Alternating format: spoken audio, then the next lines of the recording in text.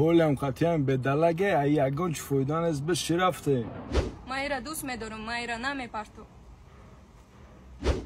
دختر ای اگان چه فایدان است به چی رفته؟ چیلوت میخرم خونه و در ماشین یگان چیزی در کار نیست مایرا دوست می‌دارم های کن را یه بار دیگه میگم به چی رفته میریم مالدیوی دام میگیریم تو که پیاده میگردی راوشین راست میگه من تو فایده نیست نه من تو را دوست می‌دارم نمیشینی نه